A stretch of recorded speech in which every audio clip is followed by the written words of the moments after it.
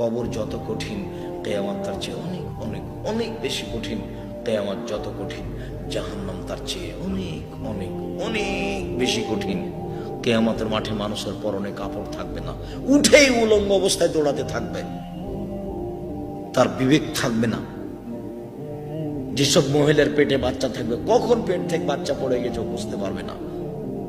যেসব মহিলা বাচ্চাকে দুধ খাওয়াবে, ওই অবস্থাতে উঠবে, বাচ্চাকে দুধ খাওয়াতে খাওয়াতে কখন বাচ্চা কোল থেকে পড়ে গেছে ও বুঝতে পারবে না। এর নাম কিয়ামতের মাঠ। অনেক অবস্থা কিয়ামতের মাঠে।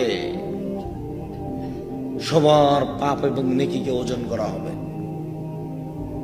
সবাই উলঙ্গ অবস্থায় দৌড়াতে থাকবে, সবাই আল্লাহর সাথে মুখামুখি কথা বলবে, সবাই একবার চুলের মতো সরু পথের উপর দিয়ে যেতে যে বলা হবে, ওটা জাহান্নামের উপরে সেট করা আছে, চুলের মতো সরু রাস্তা, সবাইকে পার হতে হবে।